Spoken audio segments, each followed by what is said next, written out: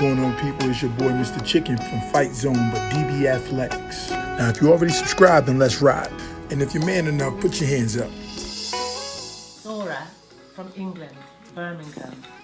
I would just like to big up DB Athletics. Fire! Yo, y'all know who it is. It's your boy Deontay, the Bronze Bomber Wilder, the heavyweight champ of the world. I'd like to get a shout out to my boy Dorset for DB Athletics. So fly, baby. What's going on, people? It's your boy Dorset, aka Mr. Chicken, talking about the long-awaited fight that we all been talking about, all been waiting for. And unfortunately, it seems like we're going to be just talking about it even longer and waiting even longer to see it happen. Of course, I'm talking about Anthony Joshua versus Deontay Wilder. Now, negotiations from both sides seem to be getting closer to being finalized after Deontay Wilder showed up with that duffel bag of $50 million. That should sound good just to say that. Now, the whole talks of $50 million came into play after Deontay Wilder said, this is a $100 million fight. Let's do 50-50. Anthony Joshua responds by saying, this is not a $100 million fight, mate. And if you think so, give me $50 million and we can fight tomorrow. And guess what? Deontay Wilder calls his bluff and shows up with $50 million. As if to say, now what? My nigga.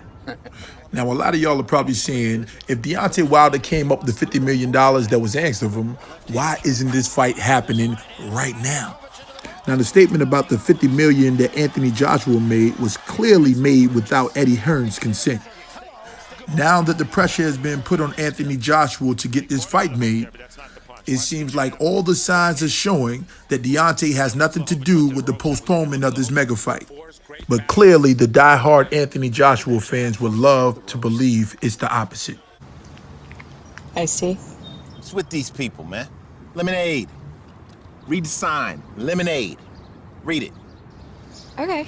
Delicious. Now, as a fighter, I do not believe that Anthony Joshua himself is afraid of Deontay Wilder. But I do believe, like Deontay Wilder said in his interview, Anthony Joshua is not the one who's making decisions for Team Joshua. I believe that Eddie Hearns is the one who's mainly responsible for the postponement of this fight. I got a contract between me and you that say you do what I tell you to do. Therefore, shut up, don't say nothing, don't speak to me. Don't. Wilder said, nobody wanted me to fight Luis Ortiz on my team. But when I said make the fight happened. I'm sorry, but I just don't see that same authority when it comes to Anthony Joshua. I think that Wilder may be right when he says Eddie Hearns does dictate the next movements of Anthony Joshua. Now, Anthony Joshua actually has come forth and said, I do not want to do any more interviews talking about Deontay Wilder. And every time that man's name is brought up now, he says, listen, talk to Eddie Hearns. How much pressure is the media going to have to put on Anthony Joshua before he just breaks down and says, normally don't do interviews with women unless I fornicate with them. So you shouldn't talk anymore. Unless you want to, you know. Now it's been clarified.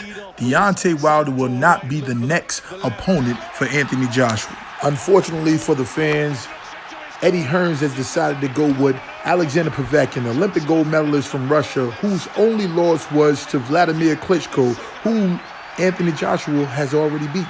And I say unfortunate, not to downplay the level of competition that Povetkin brings to the ring.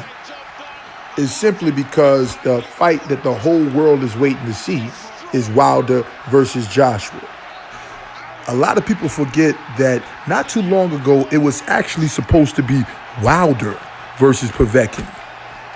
But that wasn't the first nor the last time that one of Wilder's big fights was canceled due to his opponents testing positive for illegal substances.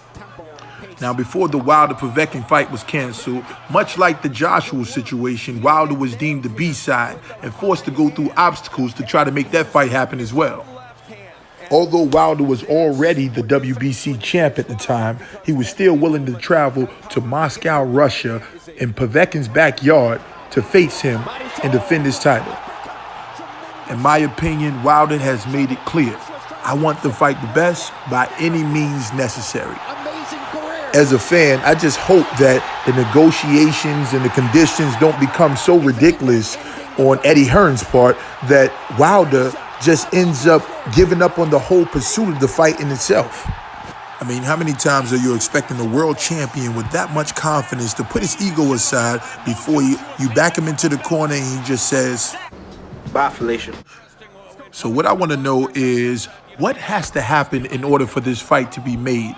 And more importantly, which side is responsible for it not being made in the first place? Team Wilder or Team Joshua? And after seeing some of his recent interviews, who would love to tell Anthony Joshua's promoter, Eddie Hearns? Man, sit your dumb ass down. So please drop the comments down below, hit that like, notification, and subscribe button, and Mr. Chicken will be back to you as soon as possible. I love it.